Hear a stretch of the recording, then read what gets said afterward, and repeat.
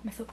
Cumprimento a todos com a paz do Senhor Jesus. Eu sou o professor Edmilson Júnior da Assembleia de Deus em Vila Madalena e a pedido do nosso coordenador da EBD do setor 34 Pinheiros, o pastor Ari, estamos fazendo a gravação para a aula da EBD. Estamos já na lição 3 do nosso segundo trimestre de 2020, a Igreja Eleita, redimida pelo sangue de Cristo e selada com o Espírito Santo da promessa, ok? Então a lição que está abordando principalmente a carta de Paulo aos Efésios. Como já disse, estamos na lição de número 3, falando acerca da eleição e predestinação. E é muito interessante abordarmos essa temática porque, infelizmente, há algumas confusões, alguns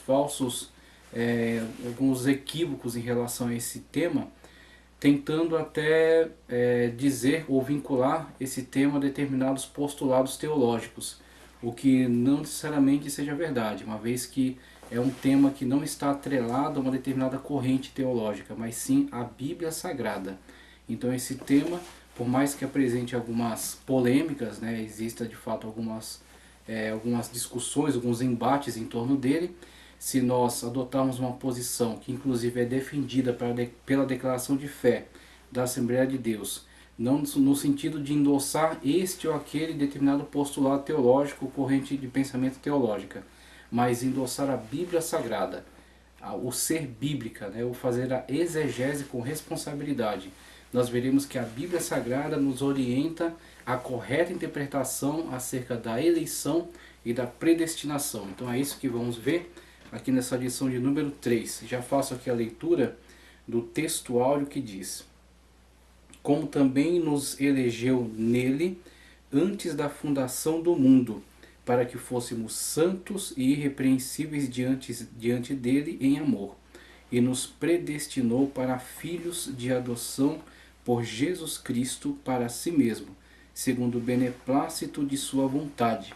Texto áudio que está fundamentado na carta de Paulo aos Efésios, capítulo 1, versículos 4 e 5, ok? A verdade prática nos diz, segundo sua presciência, e como é importante o entendimento correto acerca da presciência divina, a presciência que está dentro do âmbito da onisciência. Onisciência que é um dos atributos incomunicáveis de Deus, sendo a onipotência, a onipresença e a onisciência. Através da onisciência, Deus sabe de todas as coisas. E dentro do âmbito da onisciência está a presciência, por meio da qual Deus sabe de antemão. Sabendo de antemão, temos então um entendimento correto, olhando nessa perspectiva, na perspectiva da presciência divina, entendemos corretamente acerca da eleição, ou seja, da igreja eleita em Cristo Jesus. Outra coisa que vamos ver muito importante nessa lição, acerca de quem é o eleito ou quem é a eleita. Não indivíduos, mas sim a igreja, o grupo e em Cristo, ok? E também acerca da predestinação, quem são os predestinados e como foram predestinados.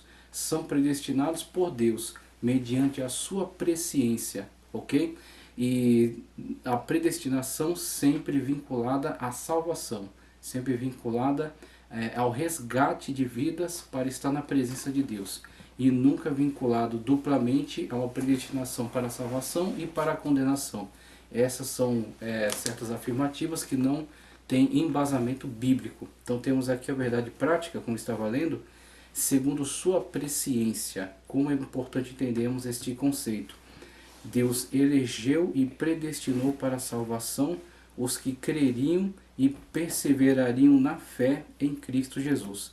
Então Deus é o único que tem a capacidade, que tem o poder de antever aqueles que de fato não resistirão ao chamado para a salvação, e não somente isso, mas perseverarão, ok? E de fato chegarão até a glorificação em Cristo Jesus. Então, muito diferentes são as afirmativas entre Deus pré-ordenar arbitrariamente através do seu secreto conselho, como alguns têm afirmado, e Deus pré-conhecer. Existe um abismo de diferença entre os conceitos. Quando se diz que Deus predetermina, isso torna diretamente Deus diretamente responsável tanto pelos que são salvos, quanto pelos que serão condenados. A dupla predestinação, o que não tem respaldo bíblico, ok? Porque Deus, ele não tem prazer na morte do ímpio. Deus não tem prazer na destruição de vidas que ele mesmo criou. Se o homem caiu em pecado, isso foi em decorrência de mau uso de seu livre-arbítrio. Mas Deus, através do seu desígnio, do seu propósito, do seu projeto, ok? Da sua presciência, ele provisionou meios suficientes para a salvação. E é com isso que Deus está comprometido, com a salvação das almas através de Cristo Jesus. Veja só, a leitura diária nos recomenda, para a segunda-feira foi a primeira carta de Pedro, capítulo 1, versículo 2. Fomos eleitos segundo a presciência de Deus. Então temos aqui o tema da presciência, né, sendo também fundamentado aqui na carta de Pedro. Na terça-feira foi a primeira carta de Paulo a Timóteo, capítulo 2, versículo 4. Deus oferece a salvação a todos, mas nem todos a recebem. Então, como poderíamos afirmar que Deus oferece salvação a todos se nós endossássemos conceitos de, por exemplo, graça irresistível ou expiação limitada? Não haveria como compreendermos corretamente esses textos, porque Deus não ofertaria salvação a um grande grupo de pessoas as quais de antemão já predestinou à condenação, antes mesmo até de existirem. Então, se Deus houvera feito isso, né, se isso fosse uma realidade, se Deus oferecesse salvação a pessoas que ele mesmo predestinou de antemão à condenação, seria como se Deus estivesse como que brincando com essas pessoas, como que oferecendo algo que nunca se concretizará, e isso em função de sua dupla predestinação. Então vemos que o que temos que fazer é rejeitar certos conceitos, mesmo que venham de linhas teológicas que são de fato importantes, são relevantes. Não estamos aqui combatendo o calvinismo de modo geral, porque olhando para toda a grande obra, né, desse movimento, vemos coisas muito edificantes nas instituições da religião cristã, de João Calvino, e nos autores calvinistas de modo geral. Temos aí muito conhecimento bíblico saudável, salutar, edificante, mas não podemos automaticamente endossar todos os seus posicionamentos, principalmente no que diz respeito à soteriologia. Por isso vamos ver através dessa lição e também através da declaração de fé da Assembleia de Deus, alguns textos que vou trazer aqui para nosso estudo, para nossa análise, que de fato temos que abandonar, né, certos posicionamentos teológicos, temos que nos posicionar em antagonismo até em certos momentos, para que possamos afirmar aquilo que é bíblico, aquilo que está de acordo com a doutrina da Sagrada Escritura. Por isso que a nossa declaração, ela não está comprometida com determinadas correntes teológicas ou com determinados pensadores. Ela não é calvinista, mas ela também não é arminiana. Ela não se presta a endossar o arminianismo, mas ela pauta por ser bíblica. E é isso que eu vi como uma postura muito saudável e uma postura muito correta, ok? Eu vi isso como uma postura muito coerente em ser principalmente bíblica e não necessariamente advogar por qualquer corrente teológica. Então vemos aqui, Deus oferece salvação a todos. Então, a partir desse tipo de texto é que nós precisamos enxergar a questão de que Deus de fato oferece salvação, porque é possível sim que todos sejam salvos, porque a expiação é ilimitada, ok? E a graça não é irresistível, como alguns têm colocado também. Ela é resistível, alguns têm resistido à graça. Mas a graça de Deus opera até antes mesmo de nós estarmos salvos na pessoa bendita de Cristo. Aquilo que nós entendemos como graça preveniente. Ou seja, Deus previne, né? Deus antecede. E Deus, através dessa graça preveniente, através da atuação do Espírito Santo de Deus, convence o homem do pecado, da justiça e do juízo. Então, antes mesmo do homem dar um passo para Deus, como muitos pregadores até acabam afirmando, dê um passo para Deus que ele dá 10 passos para você. Eu digo para você, sem medo de errar, fundamentado na Sagrada Escritura. Na verdade, você não deu nenhum passo, foi Deus que deu 11 passos até você.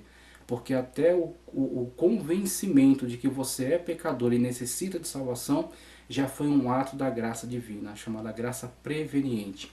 Com esse tipo de esclarecimento, nós desmontamos certas falsas acusações contra algumas correntes teológicas e que também tem esbarrado, também tem, vamos dizer assim, tem se levantado até, né, contra a declaração de fé da Assembleia de Deus, tentando colocar como que sendo uma declaração que privilegia a salvação por meio das obras, ou que privilegia qualquer mérito humano na salvação, tentando trazer uma certa visão como se fosse um semi-pelagianismo, como se estivesse adotando determinada corrente teológica semelhante.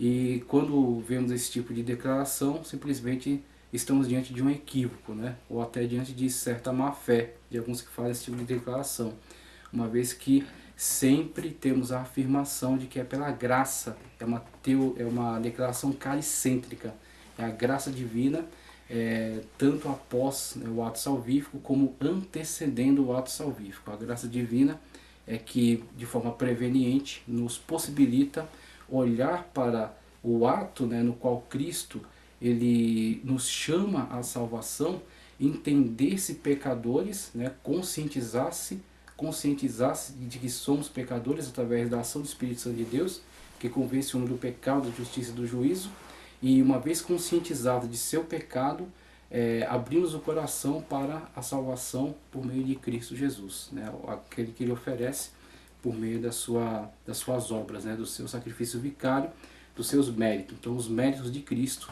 que são atribuídos a nós no ato no qual Cristo nos salva. Então não há mérito nosso, tudo é mérito de Cristo e é somente pela graça dele.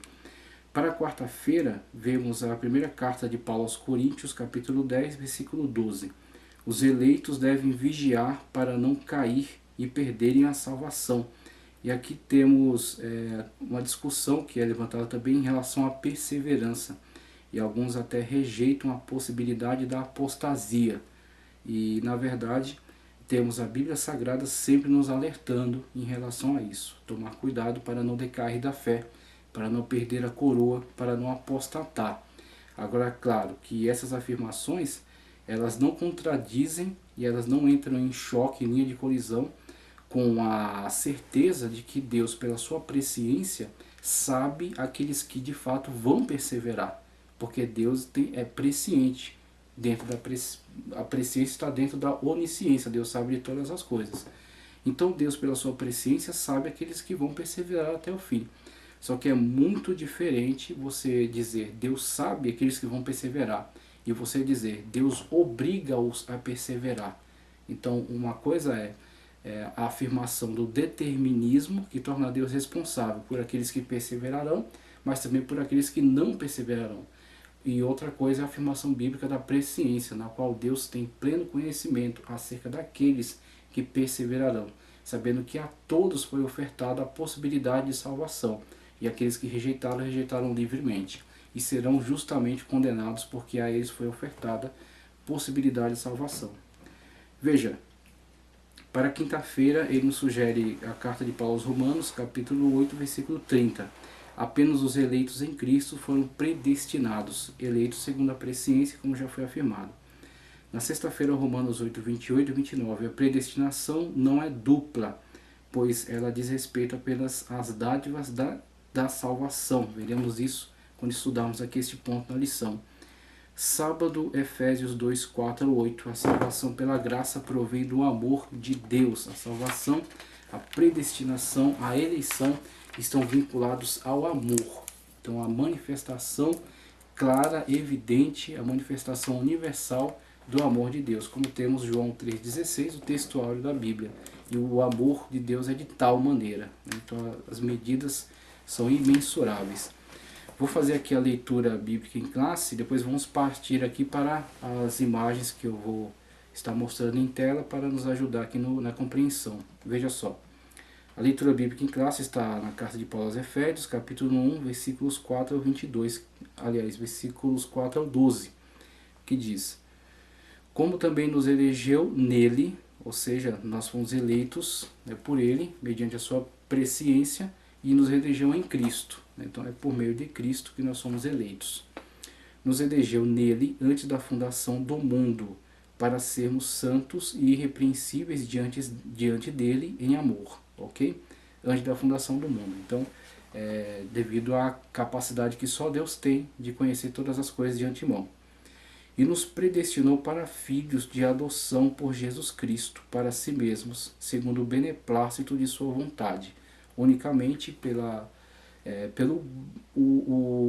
a bondade, o beneplácito, a misericórdia, o amor de Deus, sem qualquer tipo de atribuição de mérito nosso. Então é a graça divina, ok?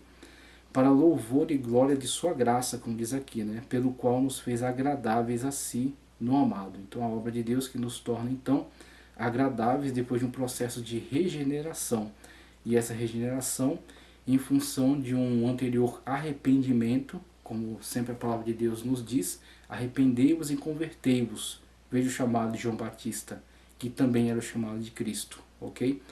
E quando Cristo diz, aqueles que crerem, então você tem sempre esta condicional. Você ignorar esta condicional para tentar afirmar doutrinas pré-deterministas é você ignorar a Bíblia Sagrada, é você passar por cima de textos muito claros da Bíblia Sagrada. Então há sempre essa condicional, e essa condicional é verdadeira. É necessário arrependimento, é necessário fé, manifestar a fé salvífica, e isso só é possível mediante a graça preveniente, não mediante obras ou méritos humanos, ok? Em quem temos a redenção pelo seu sangue, a remissão das ofensas segundo as riquezas de sua graça, que ele tornou abundante para conosco em toda sabedoria e prudência, descobrindo-nos o mistério de sua vontade, segundo o seu beneplácito que propuser em si mesmo. Ok? Então veja como Deus assumiu totalmente a responsabilidade ante o plano salvífico, porque não havia em nós qualquer tipo de capacidade para vencermos a doença do pecado. Por isso que ele tomou sobre si mesmo, na cruz do Calvário, curando-nos dessa doença, né? Pelas suas pisaduras nós somos sarados, como disse Isaías, exatamente porque essa doença era mortal.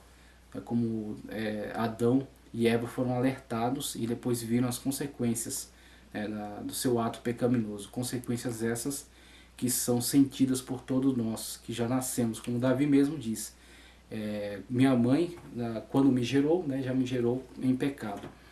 Então vemos aí as consequências do pecado que são sanadas pela obra salvífica em Cristo Jesus, pela tão grande salvação que a ele foi ofertada, que somente nele podemos alcançar. No versículo 10 diz, de tornar a congregar em Cristo todas as coisas, na dispensação da plenitude dos tempos. Tudo estava sendo preparado para o tempo em que Cristo viria e colocaria em ação o grande plano de salvação, já totalmente projetado, programado desde antes da fundação do mundo. Tudo isso em função da presciência divina. Então desrespeitar o conceito da presciência para tentar afirmar determinadas doutrinas, determinados pensamentos teológicos, é você ignorar aquilo que a Sagrada Escritura frequentemente nos afirma, que é mediante a presciência divina que tudo isso vem a acontecer. O plano de salvação que foi estipulado desde antes da fundação do mundo. Tudo isso em função da presciência divina. Então é muito importante entendermos esse conceito. Nele digo, em quem também fomos feitos herança, havendo sido predestinados conforme o propósito daquele que faz todas as coisas, segundo o conselho da sua vontade, com o fim de sermos para louvor de sua glória. Veja o grande objetivo, veja o grande propósito. Então o grande propósito de Deus sempre está atrelado a estarmos capacitados, preparados para sermos louvor e para a sua glória, para que glorifiquemos a Ele em nós, na nossa vida, na nossa salvação, na nossa regeneração, na nossa santificação e na nossa futura glorificação, na nossa adoção como filhos. Então vemos sempre a Bíblia Sagrada deixar muito claro que todo direcionamento da obra de Deus é para a glorificação, é para a salvação, é para resgate, é para a expiação de pecados, Nunca a palavra de Deus traz afirmativas de que Deus direcionou seu grande plano salvífico a fim de que elegesse apenas alguns arbitrariamente, anteriormente, e que também necessariamente predeterminasse uma grande maioria a condenação, seres por ele mesmo criados. A Bíblia Sagrada nunca se posiciona dando esse tipo de indício, mas sim que todo o plano e projeto de Deus é em prol da glorificação, da remissão de pecados, do resgate de vidas. Então este é o grande direcionamento do plano e do propósito de Deus desde a eternidade, a salvação, ok? Então sempre vemos a Bíblia Sagrada apontando nesta direção e temos que nos submeter àquilo que a Bíblia Sagrada nos orienta. Com o fim de sermos para louvor de sua glória, nós, os que primeiro esperamos em Cristo. Então, maravilhosa leitura aqui na carta de Paulo aos Efésios, capítulo 1, versículos 4 ao 12. Então, tendo feito essa leitura, vamos passar já a análise aqui dos pontos, né, de discussão da nossa lição, começando já pela introdução e vamos seguindo aqui trazendo algumas ilustrações, ok?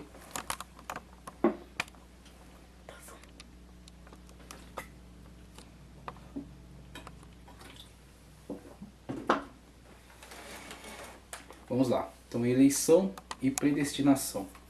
Então, de sequência, temos aqui a introdução.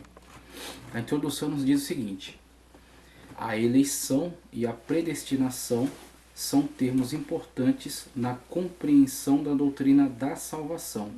Esses vocábulos ligados entre si elucidam o plano divino de salvar os pecadores.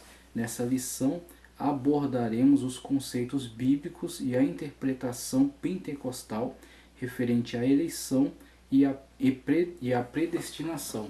Então é interessante vermos aqui como ele já elucida essa questão de não sermos, vamos dizer assim, dependentes de declarações emprestadas de determinados posicionamentos teológicos estrangeiros, né? Temos que entender que dentre os nossos irmãos, dentre aqueles que estão juntamente conosco professando essa forma de fé, estamos trabalhando, estamos construindo um entendimento e fundamentando sempre na Sagrada Escritura.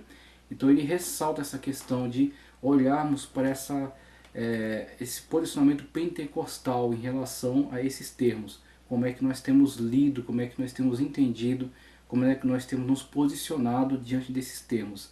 E olhando para isso, vemos que temos produzido, pela misericórdia de Deus, um entendimento muito claro, né, e muito edificante. Quando olhamos para a questão da eleição e da predestinação, e vemos que a Bíblia Sagrada nos indica que Deus de fato elegeu a sua igreja, como Israel foi eleito, Israel também foi escolhido por Deus para ser uma nação santa, para ser uma nação representativa diante das demais nações, e para que vivesse de acordo com a lei que foi entregue por Deus a eles, e que de fato representasse Deus para as outras nações, mostrasse, declarasse quem é o Deus verdadeiro. E também na mesma lógica vemos que em Cristo a igreja foi eleita, a igreja foi separada. O próprio nome eclesia, né, tirados para fora, separados. A igreja então assume esse papel de ser os eleitos e de fato demonstrarem para o mundo quem é Cristo, tá certo? Mostrarem para o mundo quais são os resultados da obra salvífica de Cristo Jesus. Então, quando olhamos para a questão da eleição, temos que ter exatamente esse conceito não de uma forma negativa, não de uma forma exclusivista, né, como temos visto em alguns determinados posicionamentos, como sendo o pequeno grupo dos privilegiados dentre uma grande massa de pessoas que foram abandonadas ao léu, né, que foram desprezadas e estão fatalmente predeterminadas à condenação.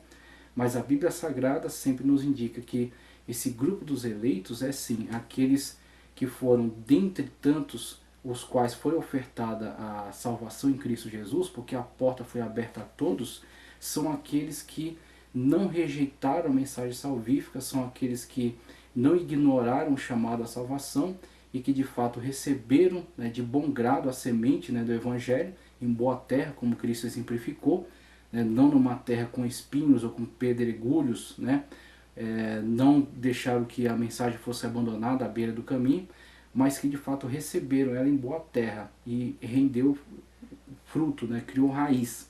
Então temos aí os eleitos num conceito muito positivo, conforme exemplificado na Sagrada Escritura, como aqueles que são separados e que demonstram para o mundo o que é viver conforme a palavra de Deus e o que é estar ligado à videira, que é Cristo Jesus. Então temos aí os eleitos de Deus. E predestinados, sempre naquele sentido de que temos o selo, que é o Espírito Santo, né, o selo da promessa. O Espírito Santo de Deus habita em nós, nós somos templo e morada do Espírito Santo de Deus.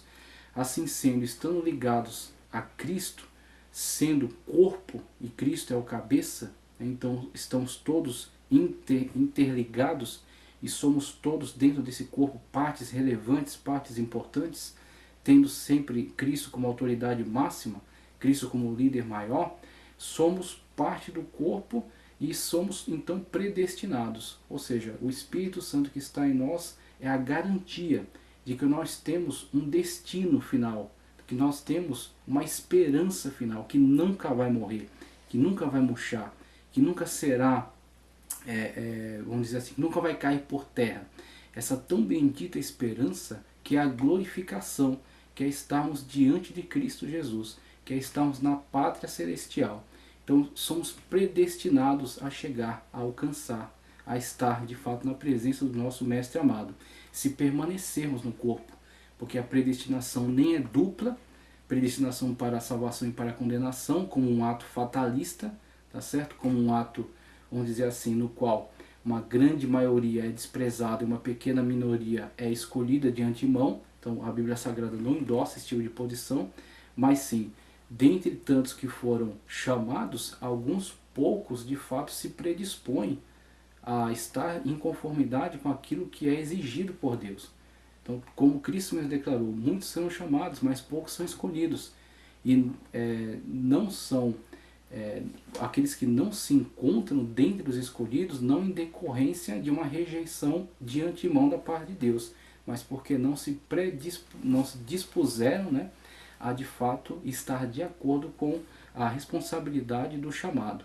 Uma vez que foi chamado, tem que se comportar de modo a estar não somente entre os chamados, mas ser de fato qualificado como escolhido, tá certo? Como eu vou colocar aqui um exemplo, na parábola que Cristo nos traz das bodas. Para mim aquela parábola é muito elucidativa, porque ela vai nos mostrar que foi convidado, vamos dizer assim, de forma muito geral, muito aberta. Não foi exigido quaisquer predicados, não foi exigido quaisquer qualitativos, foi chamado aos becos, aos valados, foi chamado pessoas de todo tipo de categoria, inclusive dito que foram chamados bons e maus. Então o chamado é geral, só que aqueles que foram chamados foi exigido algo, que se desfizessem de suas antigas vestes e recebessem as vestes nupciais. Agora, mesmo sendo fornecido as vestes nupciais, alguns teimaram em permanecer com as vestes antigas, as vestes sujas, as vestes de pecado. E aquele que permaneceu com esse tipo de vestimenta foi então rejeitado. Foi chamado, mas não se comportou como um escolhido. E é interessante vermos então essa questão da eleição, né, como ela fica muito clara nesse sentido, de que somos eleitos na pessoa bendita de Cristo Jesus. Eleitos, vamos continuar aqui, eleitos para uma vida santa e irrepreensível. A dádiva da eleição precede a nossa existência. Antes da fundação do mundo, Deus planejou salvar e capacitar para uma vida de santidade os que Ele elegeu de antemão. Então temos aqui já a introdução, né, para a discussão aqui nesse ponto. Só quero passar aqui que eu agradeço muito esse privilégio de estar discutindo acerca desse tema e na verdade já estamos há um tempo, tá certo, envolvidos aí tratando acerca desses assuntos. Temos aí 3 vídeos, né, na verdade aqui uma playlist, aqui a palestra que foi ministrada no Boa Vista e uma aula também que preparei para discorrer de uma forma mais ampla acerca do tema, tá ok? E aqui a foto que tiramos aí ao final da palestra e alguns links aí dos vídeos que estarão na descrição, tá ok? Vão estar no final desse vídeo e também vão estar na descrição. Então temos aí já discutido um pouco acerca desse tema e temos visto quanto ele é relevante, quanto ele é importante para a Igreja de Cristo. E passando adiante, né, aqui a capa da minha apostila, que também vai estar disponível, tá ok? Para vermos um pouco mais aí acerca dessa temática. Mas iniciando aqui com esse texto, vinculado ao ponto 1, a eleição divina, ele destaca 3 pontos que eu achei muito interessante. E o texto que ele coloca aqui para análise é: como também nos elegeu nele antes da fundação do mundo, para que fôssemos santos e irrepreensíveis diante dele em amor. Efésios 1 e 4. Veja os pontos que ele destaca. Em quem fomos escolhidos? Em Jesus. Por isso ela é cristocêntrica. A eleição nunca está ligada a um indivíduo, ok? Como se aquele indivíduo fosse de antemão pré-selecionado e o outro fosse de antemão rejeitado. Então a eleição nunca está ligada ao indivíduo, mas está ligada assim à obra salvífica em Cristo. Então veja que Cristo que é o marco divisor da história. Então Cristo, como ele mesmo colocou, ele é a pedra de tropeço. Então diante de Cristo é que está a grande decisão. Se você aceita Cristo, tá certo, como o único e suficiente Salvador, você está incluído no grupo dos eleitos. Então você é eleito em Cristo, ok? Agora se você rejeita Cristo, eis aí, porque aquele que crê será salvo, mas aquele que não crê já está condenado, porque condenado você já estava, uma vez que você é herdeiro do pecado que foi adquirido desde Adão. No primeiro Adão todos caímos, no segundo Adão somos regenerados, né? Somos resgatados. Então Cristo, que é o segundo Adão, o homem perfeito, aquele que é plenamente Deus e plenamente homem, numa só pessoa, é nele e apenas nele que somos eleitos. Então sempre vinculado a Cristo, ok? Não vinculado a quaisquer qualidades inatas do indivíduo, mas todos estavam todos estavam em condenação, como Paulo mesmo deixa claro na carta aos Romanos: todos pecaram e destituídos estão da glória de Deus. Agora, através de Cristo, nos tornamos eleitos, uma vez que não rejeitamos a oferta de salvação. Um exemplo que eu até trouxe, eu gosto sempre de colocar, para tentar sempre se contrapor a essa tentativa de acusação de que nós estamos falando de salvação por meio de méritos humanos, é o seguinte quadro. Veja, uma pessoa está se afogando, ok? Ela não vai conseguir se livrar daquela situação, ela já está quase perdendo as forças e ela está se afogando. Alguém surge como meio de salvação e oferece uma boia. Eu vou jogar uma boia para te puxar. Agora a pessoa que está se afogando, mesmo diante da situação, ela tem algumas escolhas a fazer. A pessoa joga até ela a boia. Ela pode se agarrar àquela boia e ser puxada para a margem. Ou ela pode, mesmo a pessoa jogando aquela boia, ela ignorar e afogar-se, e morrer afogada. Então veja, se a pessoa, uma vez que é jogada ela a boia para puxá-la à margem e salvar daquela situação, se ela se agarra àquela boia que foi jogada, não há mérito nela, porque ela em hipótese alguma poderia salvar-se, poderia livrar-se daquela situação, mas o mérito é totalmente daquele que está salvando-a, está tirando-a daquela situação. Assim nós olhamos para essa questão da graça preveniente que habilita a possibilidade de crer em Cristo para a salvação.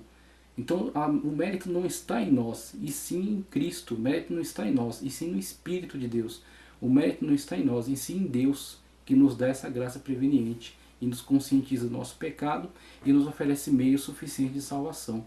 Meios estes que ofereceu a todos, ok? Todos têm, sim, porque é ilimitada. A expiação de Cristo é suficiente para o mundo inteiro. Aqueles que não serão salvos é simplesmente responsabilidade de sua rejeição a Cristo Jesus.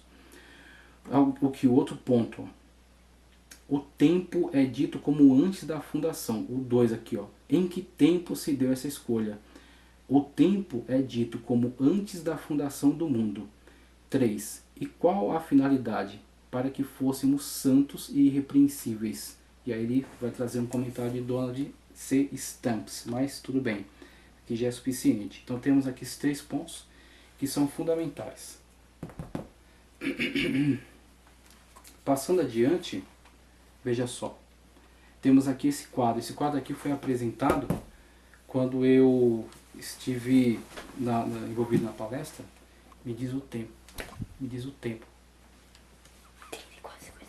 Tá, me avisa quando for 40, tá? Esse quadro que eu estive apresentando durante a palestra, e rapidamente eu quero explicar, são os diferentes posicionamentos. Então existe um posicionamento que olha para a questão da forma como Deus elege e como Deus predestina, e na verdade podemos até chamar como predeterminação, porque predestinação é uma doutrina bíblica, e vamos ver aqui textos que fundamentam. Então, através dessa visão de predeterminação, temos a queda no pecado, foi uma determinação divina. Inclusive, tudo aquilo que acontece, porque uma vez que adota-se essa visão que diz que para defendermos a soberania de Deus, temos que atribuir tudo o que acontece à sua vontade e ao seu desígnio, que ele de fato tenha determinado tudo aquilo que acontece, logo até questões más, terríveis, abomináveis, acabam sendo jogadas na conta de Deus. Vamos colocar assim dessa maneira. A expiação é limitada, porque dentro dessa visão, tanto aqueles que serão salvos, quanto a grande maioria que vai para a condenação, ambos foram predeterminados por Deus. Então é uma visão muito fatalista acerca da salvação, tá ok? E a dupla predestinação, que vamos ver, né, conforme estamos vendo aqui na nossa lição, ela não tem respaldo bíblico. A outra visão, ela olha encarando a questão da presciência como fundamental, como relevante, a partir daquilo que a própria Bíblia Sagrada defende. A queda no pecado é em decorrência de mau uso do livre-arbítrio, porque a soberania divina não anula a liberdade humana. O que apenas temos que entender por aquilo que a Sagrada Escritura defende, aquilo que ela esclarece, é que Deus de modo algum é surpreendido mesmo no âmbito da liberdade humana, porque Deus é presciente. Então Deus sabe de todas as escolhas que serão tomadas. Assim sendo, o homem de fato toma decisões livres. Só que a decisão livre que ele toma já é sabida de Deus. Então Deus sabe, diferentemente de dizer que Deus determina, Deus pré-conhece. A expiação é ilimitada porque Deus verdadeiramente oferece salvação a todas as pessoas. E crentes e eleitos, diferentemente aqui como colocados, quem são os eleitos? São aqueles pré-conhecidos, aquele que Deus de antemão sabia que não rejeitariam, e não apenas isso, mas que perseverariam até o final. O texto que nos traz muito claro esse conceito é: pois aqueles que de antemão conheceu, também os predestinou. Veja, de antemão conheceu, também os predestinou. A predestinação está intimamente vinculada à presciência, ok? A presciência, obviamente, antecede o ato de predestinação. Predestina porque pré-conhece. Não é predeterminação, e sim predestinação. A predestinação é um conceito bíblico para serem conformes à imagem de seu filho, a fim de que ele seja o primogênito entre muitos irmãos. E é interessante porque Cristo, ele é o unigênito, porque ele é o único com as características e com a qualidade que ele tem. Como Deus é eterno, Jesus, o Filho de Deus, também é eterno. Também é Deus, a segunda pessoa da Trindade, ok? Também é todo-poderoso, também é onisciente, onipresente e onipotente. Então só Cristo tem essas qualidades, assim ele é unigênito, único gerado. Só que ele também é primogênito, porque ele, na sua misericórdia, na sua salvação, ele nos deu um grande privilégio de sermos adotados para a família de Deus. Assim também somos filhos de Deus. Inclusive Paulo diz que ele não sentiu qualquer tipo de vergonha em ser tido como nosso irmão. Então veja o privilégio, né, em que estamos incluídos. Então, dentro dessa visão da presciência, nós entendemos textos bíblicos muito claros que falam do propósito de Deus para a salvação de todas as pessoas. Porque a graça de Deus se manifestou salvadora a todos os homens. Tito 2:11. Que deseja que todos os homens sejam salvos e cheguem ao conhecimento da verdade. 1 Timóteo 2:4. E estava chamando o mundo à verdadeira luz, que ilumina todos os homens. João 1:9. Então, esses textos não seriam verdade se na verdade, entendêssemos a ação salvífica de Deus como dupla predestinação. Porque onde estaria a possibilidade de Deus oferecer salvação a todos os homens, sendo que de antemão predestinou duplamente, alguns para a salvação e outros para a condenação? Então a esses que ele teria predestinado à condenação, não seria ofertada a salvação. Seria uma contradição. Assim, somente no âmbito da presciência divina e a presciência antecedendo a predestinação é que esses textos aqui podem ser tidos como verdadeiros. Passo adiante aqui, para seguirmos, que o horário já está avançado. Eu vou dar apenas uma pincelada aqui nos outros pontos, porque aquilo que é de mais central, acredito que já foi esclarecido, tá ok? Para não avançar, não estamos muito uma aula muito longa. Então veja só, o 1.2 que diz aqui: as condições da eleição.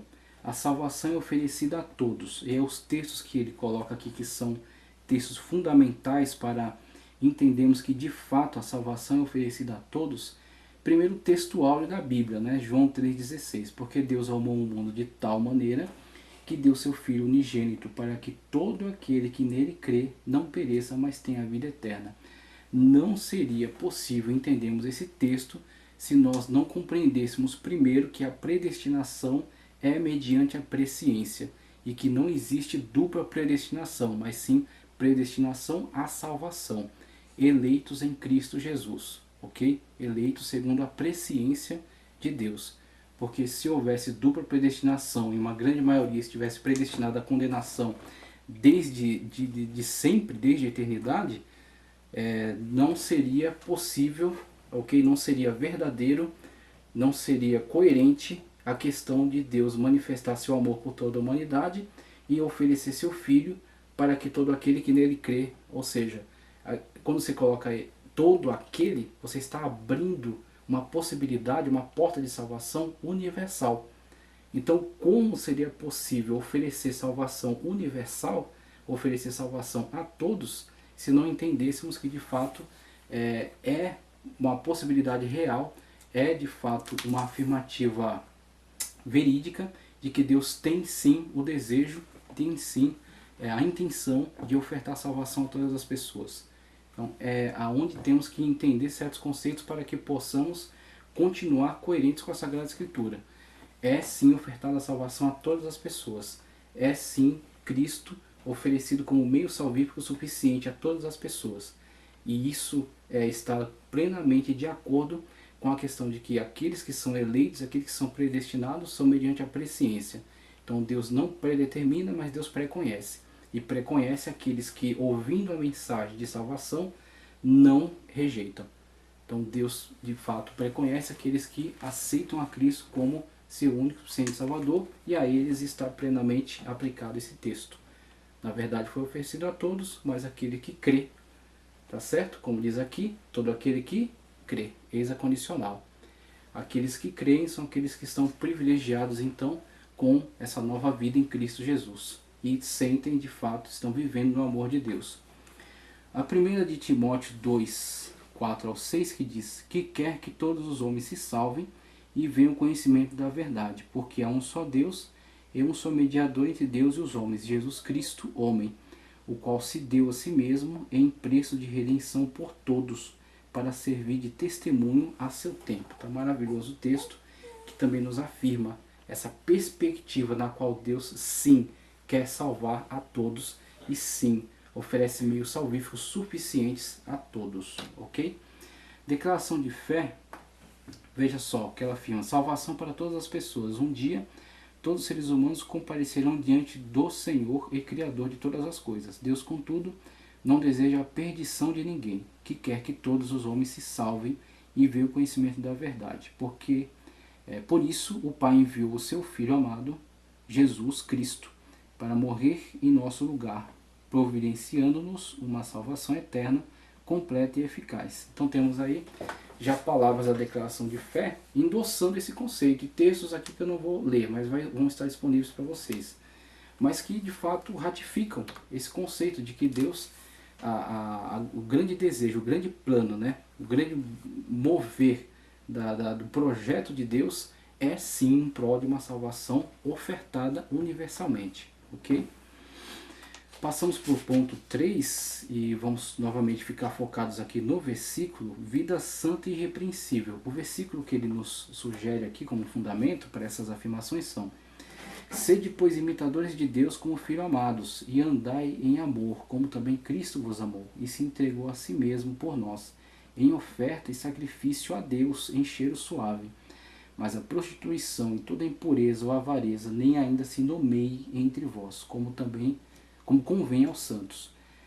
Nem torpezas, nem parvoices, ou seja, comportamentos inadequados, comportamentos levianos, chocarrices, zombaria, que não convém, mas antes ações de graças, porque bem sabeis isto, que nenhum fornicador, ou impuro, ou avarento, o qual é idólatra, o avarento idolatra o dinheiro, idolatra bens e dinheiro, tem herança no reino de Cristo e de Deus. Ninguém vos engane com palavras vãs. Palavras vãs, por exemplo, uma vez salvo, salvo para sempre. Esse é um tipo de armadilha que tem levado pessoas a relaxar na sua forma de servir a Deus, na sua forma de se santificar, na sua forma de negar a si mesmo, tá certo? De viver de fato conforme a palavra de Deus, em obediência a Cristo. Como Cristo disse, vós quereis ser meus amigos, então façais o que eu mando. Então Cristo é Senhor e Ele exige isso de nós. E se nós entrarmos por esse tipo de conceito, nós estaremos arriscando a nossa salvação. Porque de fato, se nós não nos comportarmos conforme aquilo que é exigido pela palavra de Deus, nós podemos sim decair da fé. Tá ok? Agora, claro, isso é para que nós sejamos chamados à responsabilidade. Nós de fato assumamos a nossa parte, a nossa responsabilidade, que é não permitir, não deixar que nós possamos vir a perder nossa coroa. Guarda o que tens, para que ninguém tome a tua coroa. Veja como a palavra de Deus nos exorta. Existe uma responsabilização daqueles que foram salvos na pessoa bendita de Cristo Jesus. No ato da salvação, no qual você aceita Cristo Jesus, o sangue dele é derramado sobre você. O sangue da expiação. Você é completamente purificado de seus pecados são apagados, as obras de Cristo são imputadas a você e você é plenamente santificado, tanto que você é imediatamente aceito diante de Deus e seu nome é escrito no livro da vida. Então esse é um ato de santificação de Cristo para nós. Mas uma vez colocado nessa condição, você tem que permanecer, e o permanecer é um processo. Nesse processo você vai lutando contra a carne, o mundo e o diabo, e vai fazendo do seu corpo templo e morada do Espírito Santo de Deus, não emprestando seus membros à concupiscência, como Paulo alerta, andando conforme a lei do Espírito, e não cumprireis a vontade da carne. Veja, sempre há uma chamada à responsabilização, à santificação. Então temos que manter-nos alerta em relação a isso. 1.4 é a nova vida dos eleitos. E aqui novamente o texto bíblico que diz: e depois as saídas dos caminhos e convidai para as bodas a todos os que encontrardes. E os servos, saindo pelos caminhos, ajuntaram todos quantos encontraram, tanto maus quanto bons, e a festa nupcial ficou cheia de convidados. E o rei, entrando para ver os convidados, viu ali um homem não trajado com veste nupcial, e disse-lhe: amigo, como entraste aqui, não tendo veste nupcial? E ele emudeceu. Disse então o rei aos servos: amarrai-os de pés e mãos, e levai-o e lançai-o nas trevas exteriores. Ali haverá pranto e ranger de dentes, porque muitos são chamados, mas poucos são escolhidos. A nova vida dos eleitos. Ou seja, partindo aqui para a explicação já, porque não há tempo para fazermos uma leitura. A leitura você faz na sua casa, aqui vamos partir diretamente para os esclarecimentos. A nova vida dos eleitos nos fala muito também, dentro da questão da santificação, que já foi abordado, na lição, no ponto passado, a vida santa e irrepreensível. E aqui também há essa chamada, porque uma vez que foi ofertada, uma vez que pela graça de Cristo a porta foi aberta e você foi chamado para dentro desse âmbito da salvação, não por seus méritos, mas pelos de Cristo, mas uma vez que você está enquadrado dentro dentro do grupo, dentro da igreja eleita, cabe a você agora se comportar como eleito. Cabe a você agora se comportar como igreja de Cristo Jesus. E você vê aqui, dentro dessa exemplificação de Cristo, muitos foram chamados. Não foi, quando houve o chamado, Cristo não olhou se você era nem criminoso, nem se você se prostituía, ou se você usava drogas, ou se você tinha qualquer tipo de outros problemas na sociedade. Cristo não olhou para nada disso. Ele morreu por você. Ele entregou a sua vida por você. E é nessa perspectiva pentecostal nós podemos afirmar isso sem errar. Numa perspectiva, numa determinada outra forma de entendimento teológico, do pré-determinismo, essa afirmação não poderia ser feita. Eles não podem falar com certeza que Cristo morreu por aquela pessoa, porque no seu conceito teológico, Cristo morreu apenas por alguns, porque a expiação é limitada. Então, quando eles dizem para qualquer pessoa por aí que ela pode aceitar Cristo para ser salva, essa afirmação dentro dessa perspectiva, dessa outra perspectiva, nunca é com certeza. Mas dentro dessa perspectiva, a perspectiva bíblica, nós podemos afirmar com toda certeza: Cristo morreu por você. Cristo entregou sua vida por você. A salvação, a porta está aberta para você por meio de Cristo. Mas uma vez que você entra, a sua responsabilidade, você tem que estar trajado com vestes de santidade. Vestes essas que são fornecidas por Cristo Jesus. Como é dito aí na parábola, né? Foi oferecida a veste nupcial, foi oferecida a veste adequada para a ocasião. Mas muitos têm rejeitado e têm se comportado de uma forma leviana. Então essa é a leviandade que é rejeitada pela palavra de Deus. Quero passar agora para o ponto que fala da predestinação, mas eu vou ler somente um trecho que eu selecionei aqui, tá certo, da revista, que é o parágrafo final, que ele diz aqui, ó: por conseguinte, nossa declaração de fé ensina que a predestinação dos salvos é precedida pelo conhecimento prévio de Deus daqueles que, diante do chamamento do Evangelho, recebem a Cristo como seu Salvador pessoal e perseveram até o fim. Romanos 8, 29 e 30. Logo, foi vontade de Deus reconciliar os pecadores e torná-los filhos. Conforme também aponta o capítulo 1, versículo 5, parte B.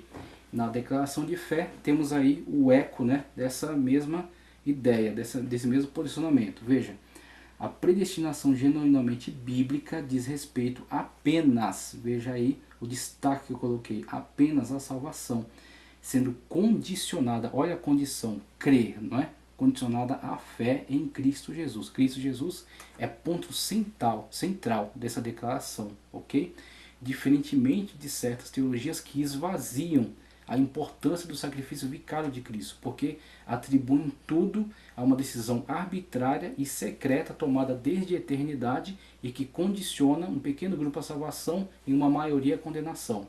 Então esse tipo de pensamento, na verdade, não tem como ser endossado, não tem como concordarmos. Mas a Bíblia Sagrada afirma, é condicionada à fé em Cristo Jesus, estando relacionada à presciência de Deus. Então vou ler somente até aqui, porque já ficou claro, somente com esta leitura, tá certo? Filhos por adoção, na verdade eu já trouxe aí algumas afirmações, né, que nos mostram aí a importância, mas eu quero ler somente alguns textos aqui para complementar. Porque não recebestes o espírito de escravidão, para outra vez estardes em temor, mas recebestes o espírito de adoção de filhos, pelo qual clamamos Abba Pai. É interessante como ele esclarece que Paulo, sendo ele grande conhecedor do direito romano, conhecedor da cultura romana, ele toma de empréstimo este conceito de adoção, que não foi abordado por outros autores neotestamentários, mas Paulo acha muito propício trazer para dentro do contexto do Novo Testamento esse termo, esta ideia acerca da adoção. Como no direito romano era muito comum, o pater familias tinha poder de trazer alguém para dentro do direito às suas posses, né, de trazer alguém para dentro de sua família. Era tranquila essa questão da adoção. Inclusive algumas grandes personalidades foram adotadas, né? E Paulo então toma de empréstimo esse conceito, até como o conceito de eclesia também foi tomado de empréstimo do mundo grego, né? E o conceito de adoção aí do mundo romano, e mostra que Cristo na verdade fez isso por nós. Nos colocou não como escravos, né? E se fôssemos escravos, como Paulo até coloca em outro momento, escravos de Cristo para a salvação ou escravos do pecado para a morte, né? Ser escravo de Cristo já é um privilégio extraordinário, só que Cristo vai além, ele nos trata como filhos. Então nós somos colocados como filhos de Deus e até irmãos, juntamente com Cristo, nessa filiação divina, pelo qual chamamos Abba Pai, papai, paizinho, um chamado de intimidade, ter intimidade com Deus. Isso é completamente novo, tá certo? Isso é exclusivo, é extraordinário, é maravilhoso. Então, se nós tivéssemos a plena noção desse privilégio, nós nos alegraríamos somente nisso, tá ok? Romanos também, cito aqui, e não só ela, mas nós mesmos que temos as primícias do Espírito Santo de Deus, também gememos em nós mesmos esperando a adoção, a saber, a redenção do nosso corpo, né? Como nós temos não uma ansiedade, uma necessidade por este mundo, mas temos sim uma expectativa maravilhosa em relação ao grande momento em que estaremos na presença de Deus. Os privilégios da adoção, novamente parto aqui para o versículo bíblico diretamente, tá? Porque os que dantes conheceu, ok? Olha a presciência aqui, tá ok? Prognosco, ok? Do termo grego. Porque os que dantes conheceu, ou prognosis também, como substantivo, também os predestinou. Ele até trouxe aqui o termo grego para predestinou no ponto passado. Predestinar, vocábulo orizo, que significa determinar, tá certo? Preposição pro.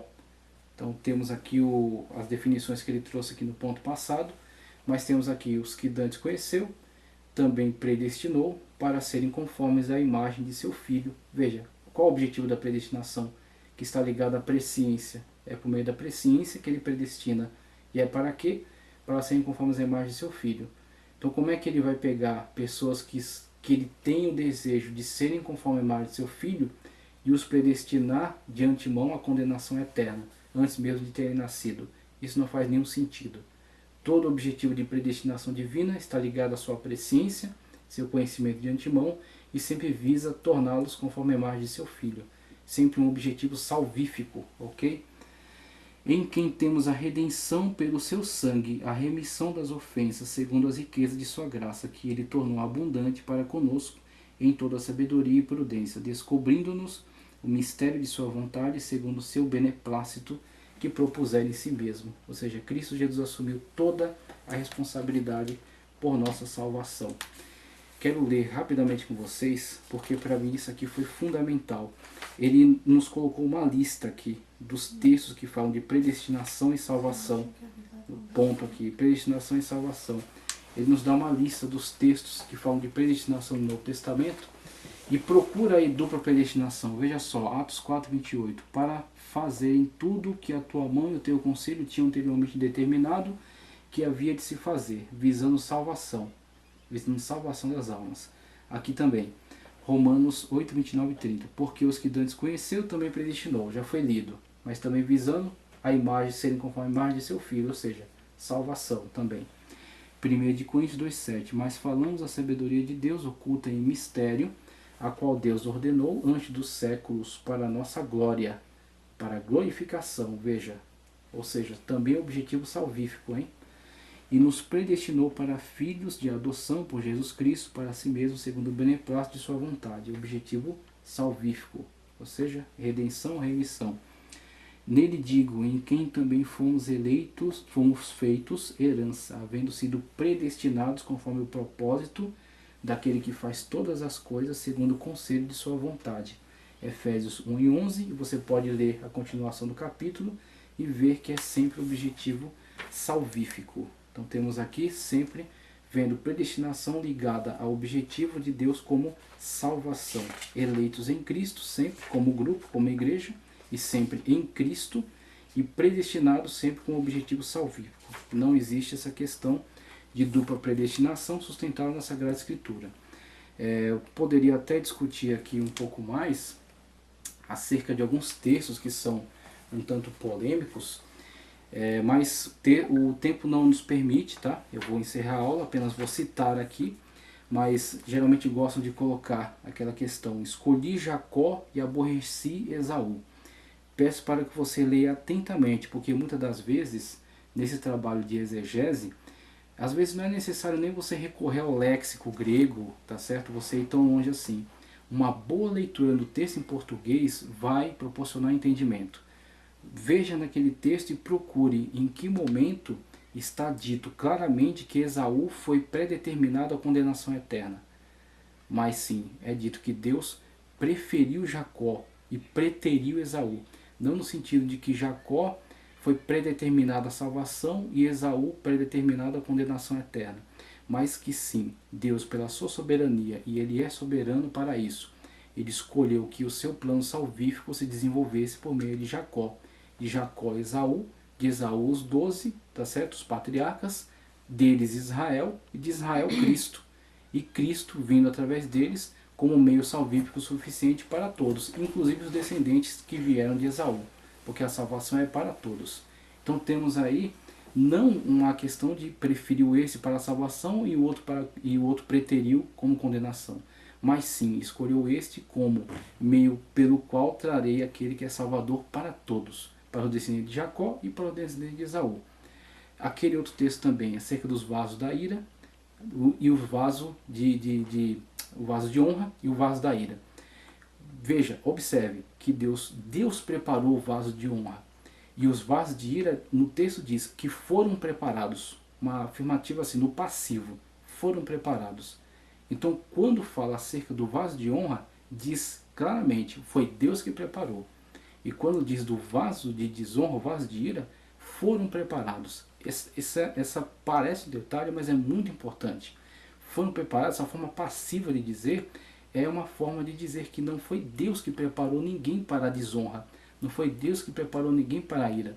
Mas eles, pelas suas más escolhas, se tornaram vaso de ira, se tornaram vaso de desonra. E os vasos de honra foram por Deus preparados. Porque todo aquele que chega a ser um vaso de honra, sempre foi preparado por Deus. Porque Deus é que dá os meios para que ele venha a ser vaso de honra.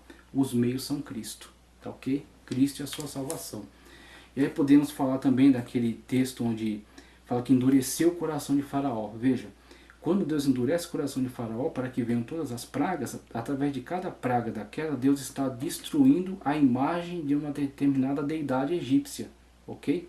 E quando Deus endurece o coração de Faraó, não é que endurece para que Faraó venha a ser condenado ao inferno por esse endurecimento, mas sim que Faraó, sendo endurecido por Deus, ok? Faraó já era, dentre todos os homens, era também condenável, era também um pecador, e Deus endurece o coração para que todas as pragas se realizassem. Cada praga daquela humilhava, destruía a imagem de um determinado Deus, e assim tanto o Faraó quanto os egípcios e quanto os israelitas teriam uma clara visão de quem é o Deus verdadeiro. O objetivo até o endurecimento de Faraó é salvífico, tá ok? Então somente para trazermos aí uns apontamentos rápidos acerca disso e partimos para o final da aula. Predestinação e o amor, sempre objetivando a questão do amor. Eu discuto isso aqui, tá? Na playlist que eu vou deixar para vocês, esses pontos aqui. A questão da declaração também está bem clara lá no que eu discuti na playlist, tá certo? Nos vídeos que são mais extensos. E aqui o 3.2 é a predestinação e o amor, mas devemos sempre dar graças a Deus por vós, irmãos amados do Senhor, por vos ter Deus elegido desde o princípio para a salvação em santificação do Espírito e fé da verdade. Maravilhoso, né? O texto de Paulo aos Tessalonicenses, fazendo também essa mesma afirmativa, tá ok? Então, desde já, peço desculpas por ter estourado um pouco o tempo que foi me dado, mas o tema é muito extenso, o tema é muito vasto, é muito maravilhoso. Agradeço pela sua paciência, agradeço por essa oportunidade maravilhosa e que Deus continue te abençoando poderosamente em Cristo Jesus, a igreja eleita em Cristo Jesus pela sua presciência, predestinados para a salvação. Muito obrigado.